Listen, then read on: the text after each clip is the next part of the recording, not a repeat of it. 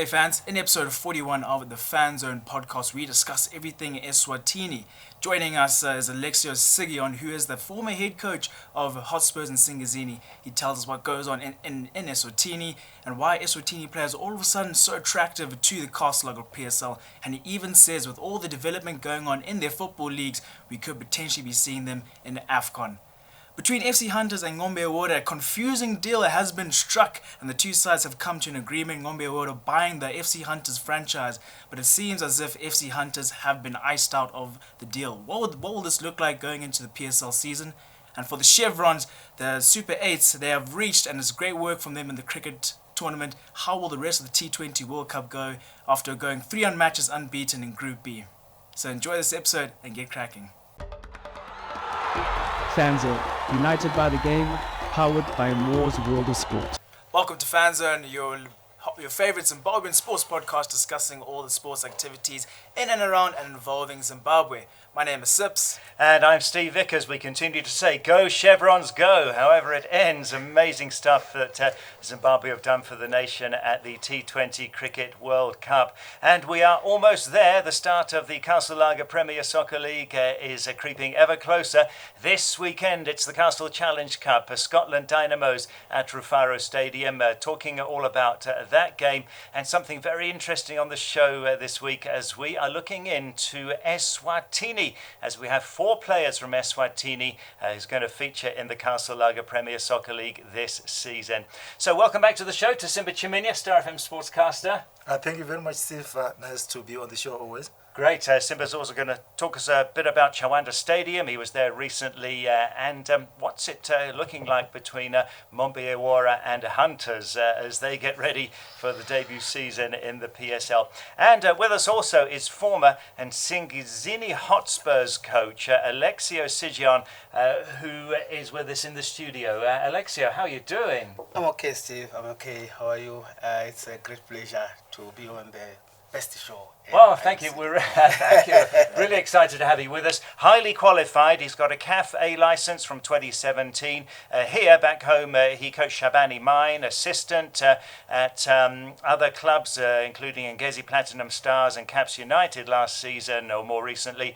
And he also has been with other clubs too, has Alexio. So lots you can tell us about. He was a head coach at Nsingizini Hotspurs in Eswatini, and we're getting that Swazi flavour in the league this season. So look forward to hearing about that later on, Alexia. Sure. Looking forward for sure. Okay. Yeah, so lots of things happening going on in our sporting world, lots of international duty, our Chevrons, as Steve mentioned, a little bit more on that later, but also our mighty Warriors in the COSAFA Women's Championship. It's been some good results, Simba, a win against Eswatini 2-0 and then a goalless draw against Zambia on Sunday. A good start for our mighty Warriors so far.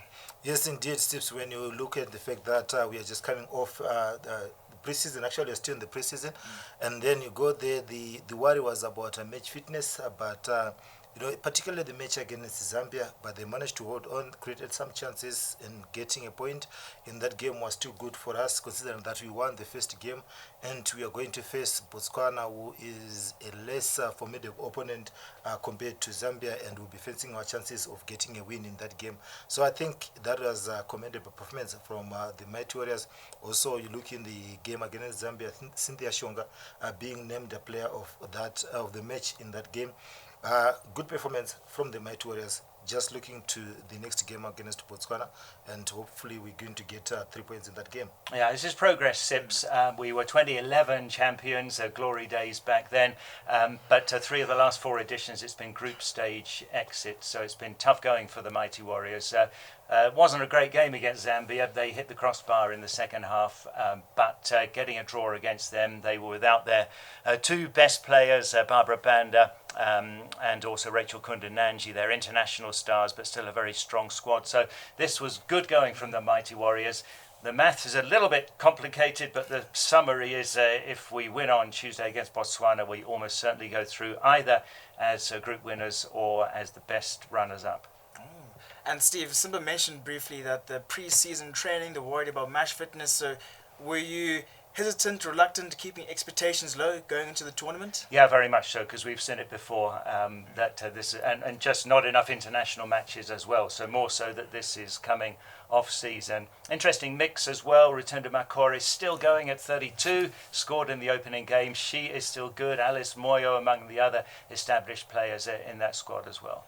Yeah, so Mighty Warriors, wish them the best against their game in Botswana. That'll be interesting to watch. But also, Warriors have just had some new international fixtures announced with no World Cup and no AFCON this year. There was a big question mark as to whether our Warriors would be busy and on the international scene. And FIFA announced that there is a quadrangular tournament between the four sides, thus Warriors, Botswana, Malawi, and Zambia as well. So some good fixtures in the latter stages of March. And so they'll be good to see, Simba. Yes, indeed, Sips, and making the use of the international window. And in the past, that calendar window would always come and pass without us taking part. But this time around, we are using it, and it's good for the coach, Mario Manika, to try some other new fringe players and get them to perform against Botswana and Zambia and Malawi. And you'd think that, when you play those locally based teams, it also gives you a good measure, because you look at those countries, Malawi, they always have a strong team with locally based players. And it's also good for international players. They can also come in that. But it's good just that, after AFCON, quickly we have an international tournament that you're going to play, and for the coach to assist the players. Mm. Yeah, Alexio, how important was it for the Warriors to make sure in this international break that they had something to plan to continue their momentum coming off AFCON? I'm sure it is a great thing for the coach. The coach is still coming in. There's still a lot of players, especially local players, that will be their opportunity again to be seen. There are also some international players who are playing abroad. They haven't been here, but they still want to talk to the Warriors. So playing those games, make use of it. It gives the coach more options, and us as a country will benefit in terms of options. If a player get injured, next time you know that I'm calling this player. So it was a good thing, a good initiative for the Warriors to have more games in those FIFA breaks. Yeah, Steve, I think it'll also be good for we say experience, but also for the southern African countries, the four of those countries, not to be dominated so much by the northern sort of territory when it comes to the football. So it's also a good credit to the four countries. Yeah, and it's going to be a good standard. Definitely some of the players will be coming from here for Malawi and others, because we've got some of their players in the PSL this season. Well done to Zifa. We were wanting this for years. It's now starting to become a habit, and it's really, really good for the Warriors. Yes. And coming up this weekend as well, Steve mentioned the Castle Challenge Cup. The PSL winners Scotland up against the Chevrons Super Cup winners Dynamos this Saturday at Rufaro Stadium. It's going to be a nail-biter. Dynamos already had a pre-season match against Highlanders where they lost 1-0. Scotland also in their pre-season, they've done a lot of work. So Simba, your expectations and thoughts going into this match? I think it's a good game for both the clubs. For Scotland, we haven't had much in terms of even their signings. They've been really quiet, save for Kwake Twala that was coached by Alex here. And one or two players coming in again from Namibia. And I think we are going to see what they are going to offer, because this is the time that they are going to unleash their best team. And for Dynamos, we've already seen who they have in their camp, and the new players that we saw against Islanders, Collins Mjuru, and the foreign players, Stanley Billiard, also getting to play. And but for Dynamos, they have done well in this Castle Challenge Cup in the past 2 seasons against Simba Bora, and they also managed to do against Nsingizini Platinum Stars. And it seems like when it comes to these cup games outside the league, Dynamos are really good. Yeah, really exciting. It's going to be a big turnout, no doubt, for this one. Expecting a substantial crowd. On paper, Scotland have got to be the favourites. Fans, watch out because the game starts at 2 p.m. It's an early kick-off this Sunday at Rufaro Stadium. That's in case it needs to be decided with a penalty shootout. So how they line up is going to be fascinating. And your prediction, Steve? Scotland, if I say on penalties, though, then Dynamos are going to win if it's a shootout. But 1-1 and Scotland to win on penalties. Really? Okay. And for you, Simba? Of course, Scotland are favourites on paper, but I'll give it to Dynamos.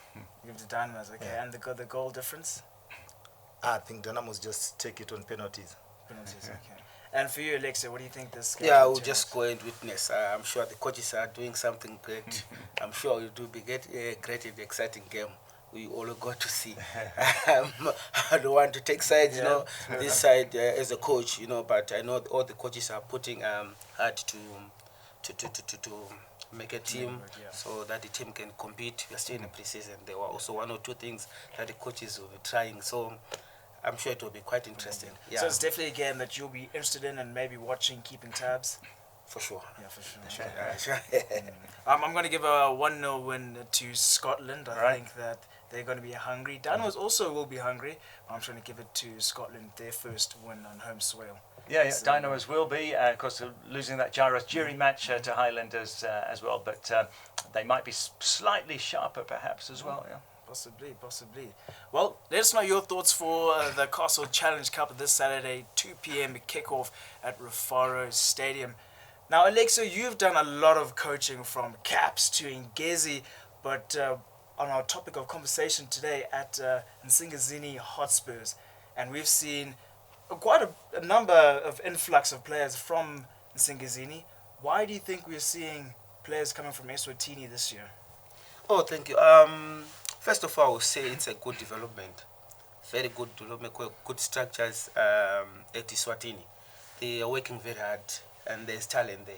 But you see, find that of late, the players were just content playing in Eswatini. But now, if there's one shot, they said that the opportunity is there, let's just go and excel.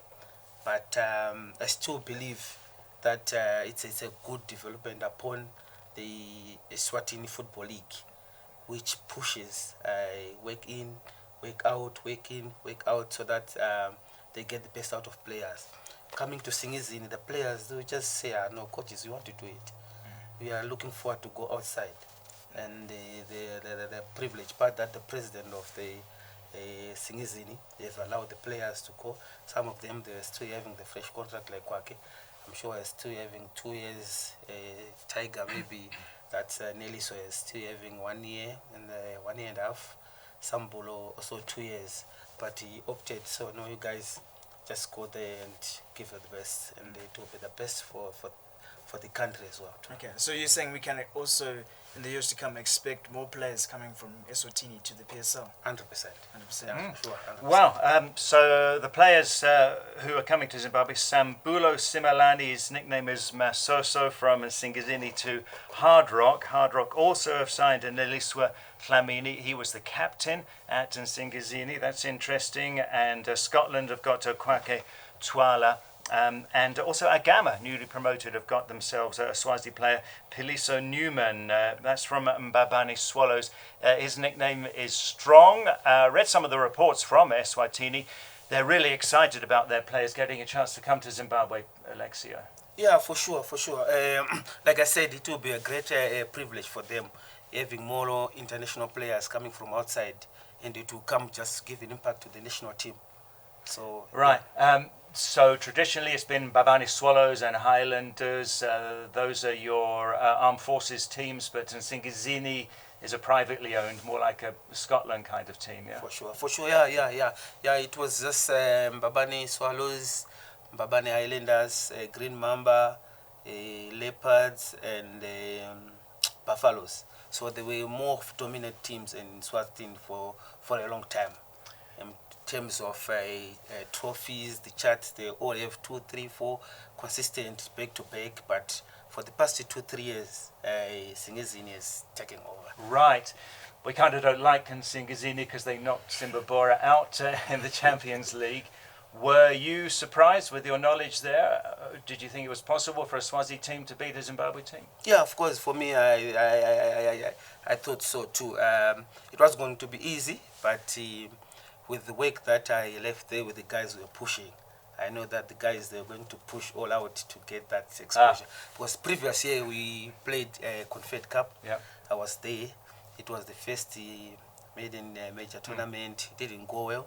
We just knocked out by Stellenbosch. I was the coach.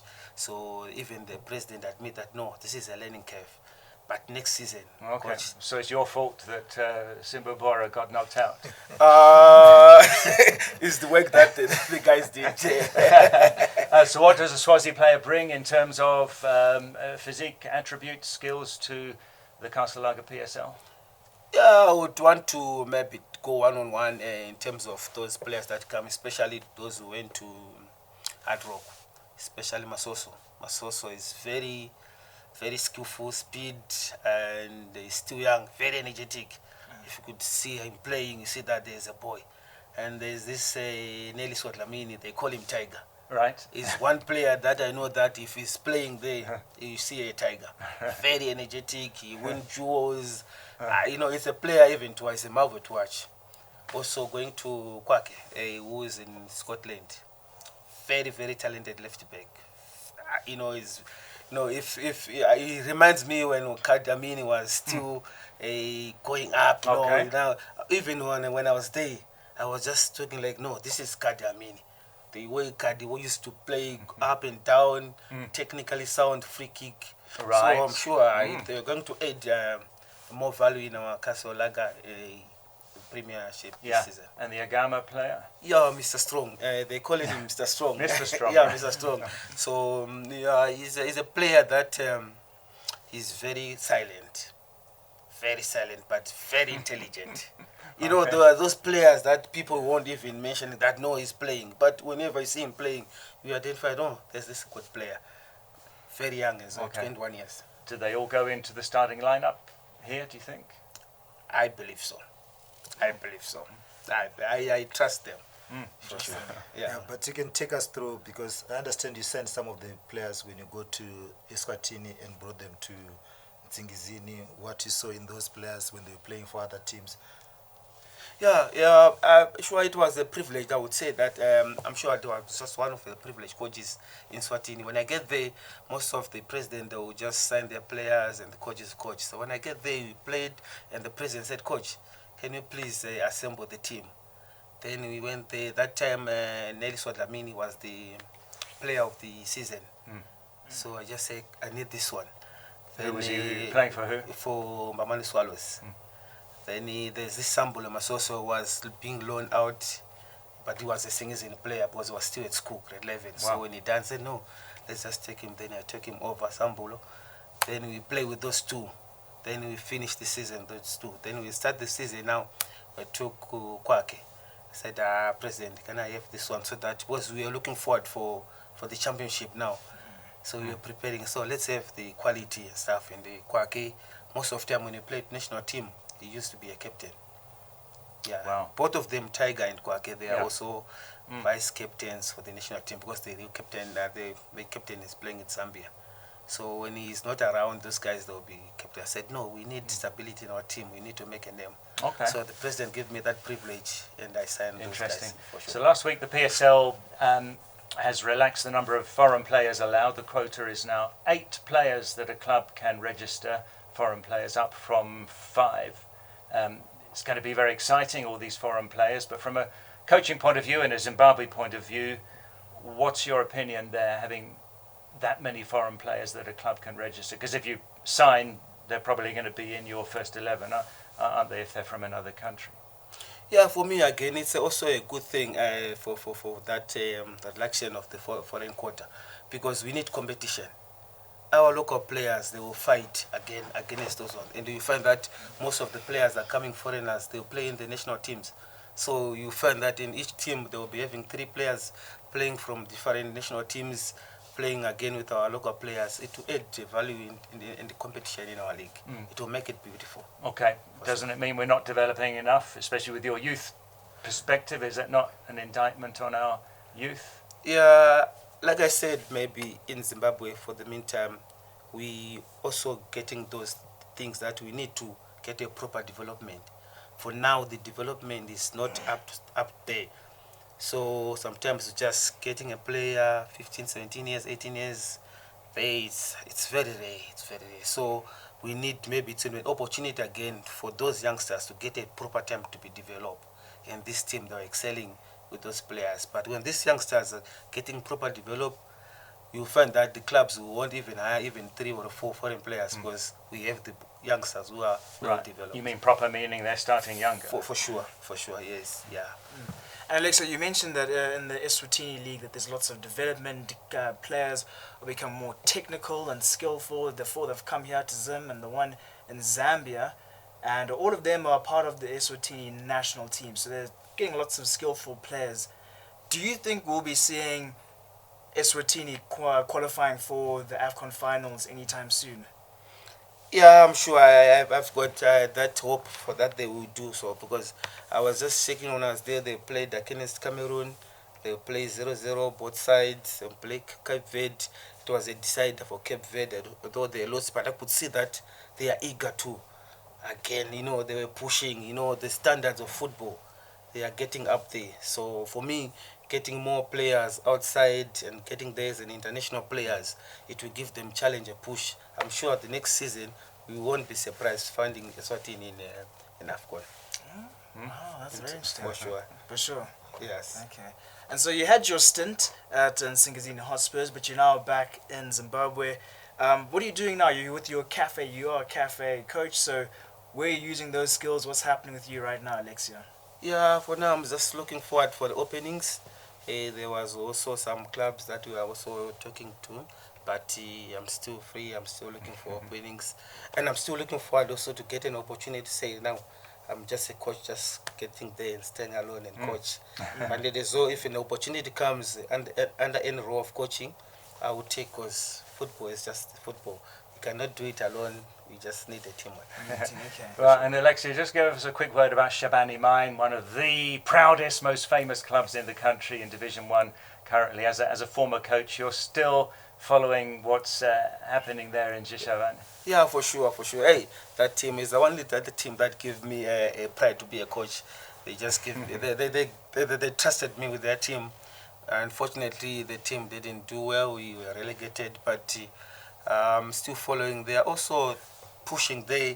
You see, there's nothing well in terms of funded, but I know the supporters, they will just come in number, they make sure that the team, they fulfill the games, and not just fulfilling, but they are looking forward to bounce back in the Premiership. That's their hope, because they love their team. Yeah, can they bounce back, Simba? I just hope so. And, many people have always asked me, which team do you like or support locally? And it's one of the teams that I supported. And it's only the issue of funding. When you are playing Division 1, you want to win promotion. Without funding, it's really difficult for you to attract good players. You might have good players, but then retaining them will also be difficult.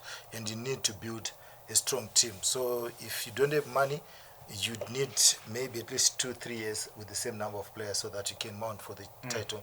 But when you don't have money, those players are taken by other teams.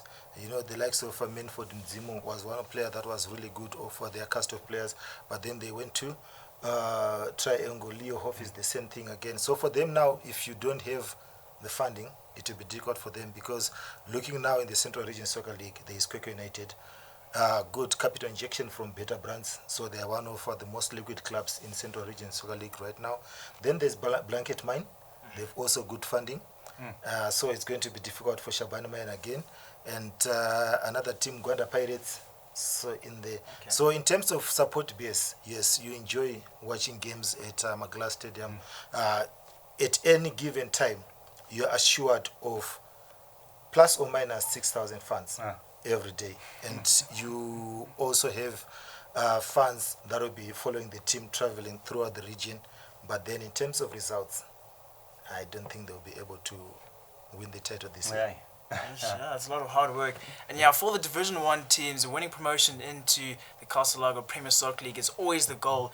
And last year's Eastern Region Soccer League teams who were the champions, FC Hunters, they've come into the 2026 season, pre-season, in negotiation and talks first with Harai City and then Ngombe Awara. But now it seems that they've reached a confusing agreement with Ngombe Awara. So Simba, tell us what's going on, because this has been dragged on for about like 2 months or so.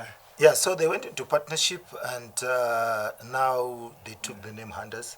So the deal has been signed. Ngombe The Awara deal and has been Hunters. signed and Ngombe Awara is no longer there because even in the Northern Region Soccer League, their place has been taken by G&T Mine. But basically it's Hunters, or it's Ngombe Awara in Hunters colors, because you look at the chairman, it's the Ngombe Awara chairman, Kadberi Chitima, who is the chairman now. The CEO is the Ngombe Awara CEO, who is now the Hunters CEO. So these are the guys that I saw when they were at the PSL workshop. So that workshop, if you attend the workshop, it's just as good as you have been ordained as the club that will be playing. And there's going to be an AGM that is going to ratify that, but it's just a formality.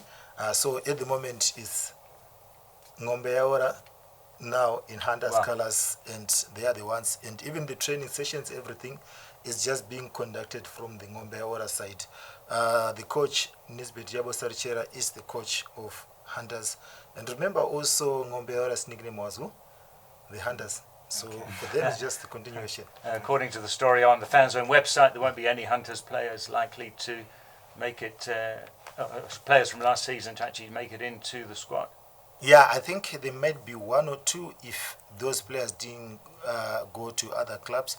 But I'm sure there was one player that was really good, was being sought after by so many teams. And one or two may just get absorbed into the Hunters project under Ngombe Awara.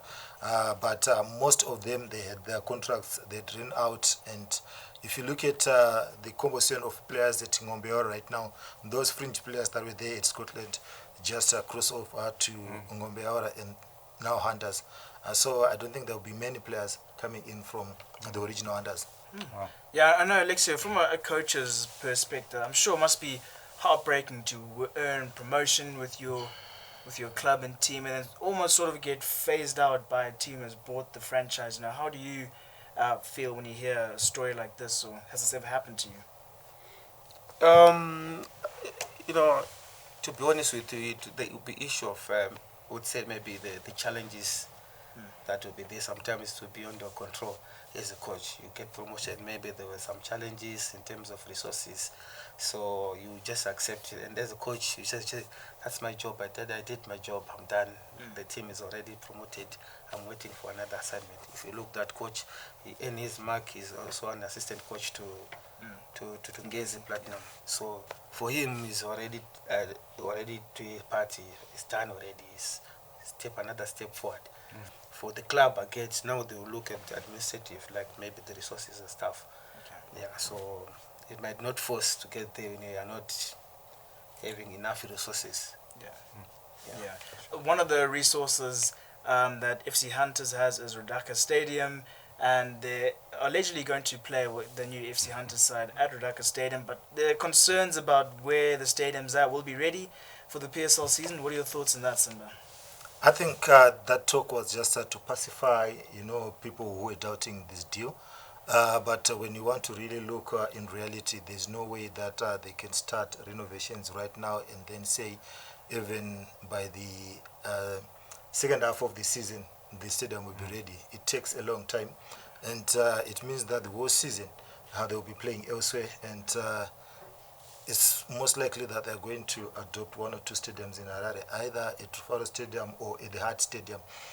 Because you look at the money that is there, that is put into renovations of a stadium, I don't think that can be done in less than 6 months. And even look at the stadium that has become the talk of the country right now, at Chawanda Stadium. how long did it take to reach the stage that it is at the moment when you had millions being poured into that project? Yeah. Yeah, so there's more work to be done, Radaka, and the renovations have been slow to come. But you mentioned the Chawanda Stadium. The opening and the reveal is supposed to be this Saturday, Simba, and we've been seeing videos on social media of how it's looking. It's looking great. But you were there and witnessed it firsthand. Tell us about what you saw, and will it be ready for the beginning of the season? Yeah, it will be ready because almost everything is done right now. What is just been left is the polishing, and in terms of the turf, everything is all right.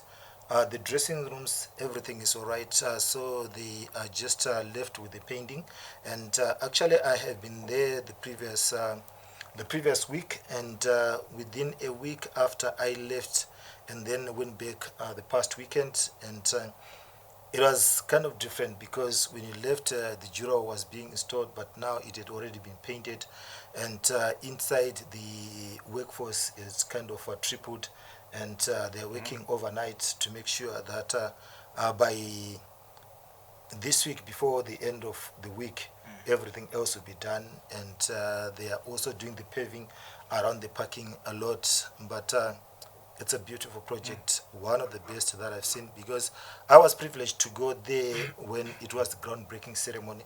Prophet Magai had come to Gweru when he was still trying to campaign for the Zimbabwe presidency in November 2024. And then we went there for the groundbreaking ceremony, and it was just the ground. But then when you go back now, just a year after, and then you see the amount of work that has been done. And, when you look at the other end, say you're at Trafalgar Stadium, you say the Mbare end.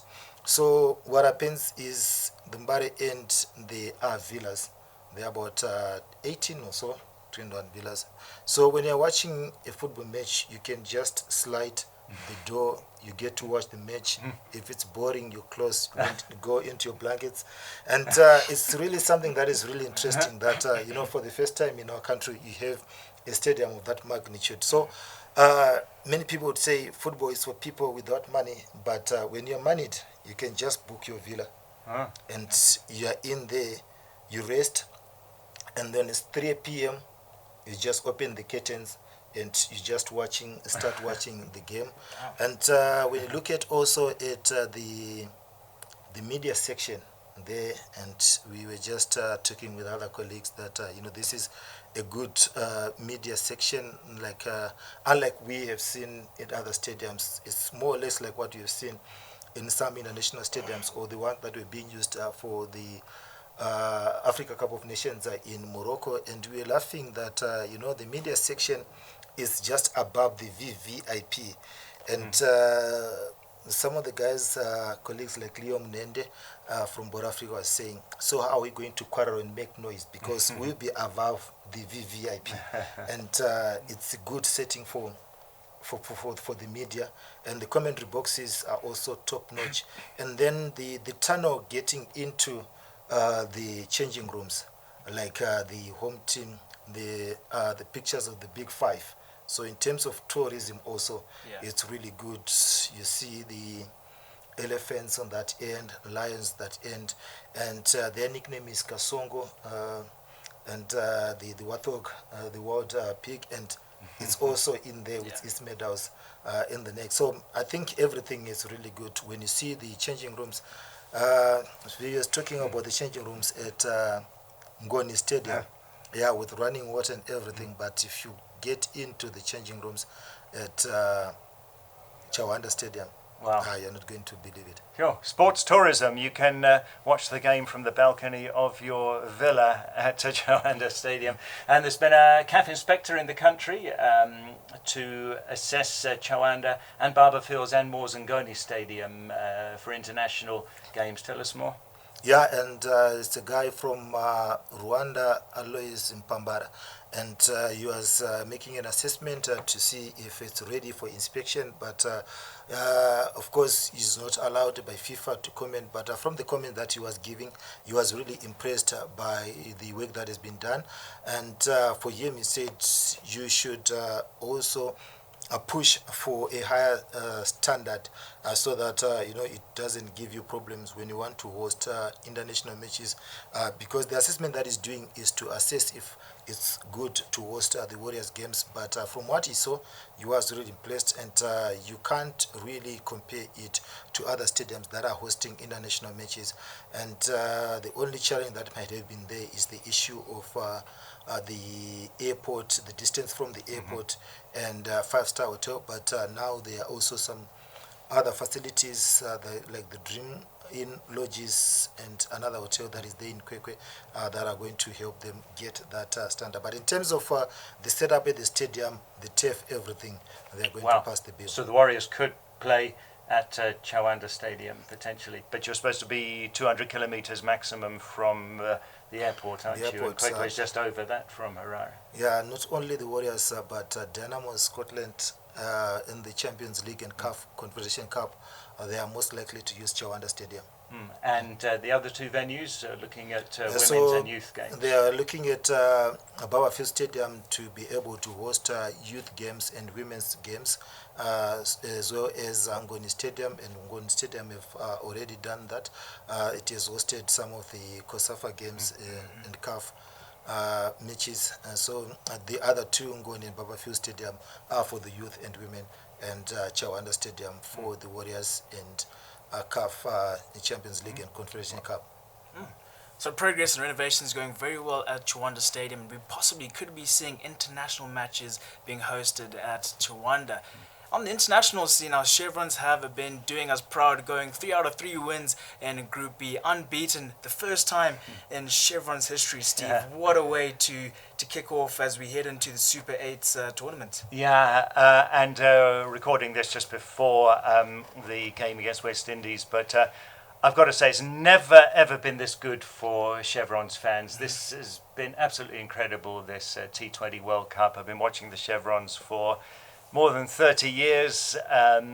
Up to this point, the 1999 World Cup, 50-over World Cup, we came 5th there, having reached the Super 6 it was then, and we won 3 games, but not in a row. So this is the first time to have got 3 consecutive wins. We know the Chevrons have disappointed so many times.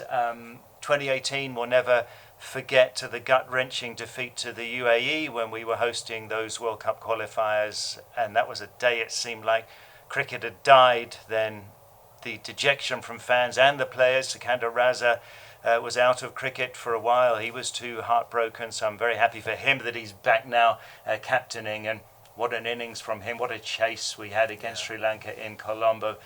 It's just been flawless, the way we've taken on the games, playing so well. This is like as good as it's ever been for the Chevrons. Yeah, the cricket's really great, which has been so good to watch. Bowling, batting, but also our fielding. We've had lots of games where we'd field very well in the first 10 overs and would slowly slip off and would do silly mistakes. But our catching, Brian Bennett, Tony Munyonga in the outfield with 2 brilliant catches. So it's been great to watch, and it could be anyone's taking, with this momentum going into the Super 8s, our first game against West Indies, and then South Africa and India. Tough competition, but with the way we're playing, it's hard to tell where this could go. It'd be exciting to see what the result is with West Indies, because we haven't played them in a very long time. But so Simba, what are your thoughts on the Chevrons, getting to the Super 8s and T20 World Cup, bearing in mind that we lost to Oman in the warm-up games? I wasn't really surprised, and we were talking on the Star FM Daily Sports on show, and the guys at Kudzo were saying you're the only one who was optimistic. And did you have faith? And I said, you know what, when you're going into any tournament, you just have to be optimistic, because there is always a surprise package for any tournament, and just believe that it might be you. And this is what the Chevrons did, that they are the surprise package. And when you're underdog, you know how interesting it is as an underdog, the story of an underdog managing to beat those countries. So the first match against Oman, we won that game, and then we took on Australia, and we were the real underdogs in that game. And when we swung that surprise, managed to beat them, it gave us confidence going into that match against Ireland. Of course, it wasn't played, but going to face Sri Lanka, the home side, we beat them in their own backyard. So for the players, it gave them so much confidence. When you're at a tournament, it's not like when you're just playing another game. You know that surprise element that, once we do our formations and get our things right in this game, we can win it. If you are, say, going to replay that game under another format or so, you might not even reproduce the same performance that you did. And so for the Chevrons, it was just sailing with the wind. The momentum is on their side, and just follow. And this is where we are now in the Super 8. Yeah. Alexio, how do you feel when you hear our national cricket side has got up to like the last 8 and then essentially the top 8 sides in the T20 World Cup? I'm sure you must be feeling some sort of happiness and pride. Quite interesting. Very, very happy. I am very happy, and as we talk about nation, when you get some sporting discipline, especially in sport, representing us, it also gives even confidence for other disciplines who are there. Said no, if Chevrons can do it, us also can do it. But for what they did and how they just gone so far, it was very marvelous to watch. Very impressive. Very impressive. Yeah. So it's going to get tougher now. But I think that win against Sri Lanka, they also had blown Australia out of the water. So again, good momentum going into these games. Tough outings though, Steve. Yep, definitely, especially India losing to South Africa on Sunday means they're going to be very, very hungry to beat us there. But however it ends in this Super 8, it's been the best ever, whatever, getting up to this stage. Yeah, so it's been a tournament really to enjoy and to be proud of, and that's been one of the things that Raz has been saying, that we deserve respect, and I think we've shown that. Yeah, I think so. Even all the newspaper outlets have been writing good articles about them, and he's happy. And this has been a long project. In an interview, Raz was saying this has taken 18 months, and they're finally reaping the rewards of all their progress. So we wish our Chevrons all the best as they head into the Super 8. Alexio and Simba, thank you so much for sitting in the fan zone with us. It's been a great episode. Thank you for your insights on what goes on in and around Eswatini. We possibly could be seeing them in the AFCON, but thank you so much, Alexio. Yeah, sure. I think it was a great pleasure, and it's also honor. For me, I really take it as a pleasure and a great honor for me to be in the spotlight of the fan zone. Sharing. It's about sharing. Getting insight of whatsoever. And people that are now also getting more interested about who's the Eswatini, who's the next one to come and stuff. So it will be just nice. Sure. For sure. If you guys enjoyed this content, which has been lots of football-related content, remember to like and subscribe. We also did a cricket special last week where we discussed the Chevrons and their victory. If you're interested in cricket and want to check that out, the video will be linked in the description. That's us from the Fanzone team, and we'll see you guys in the next episode.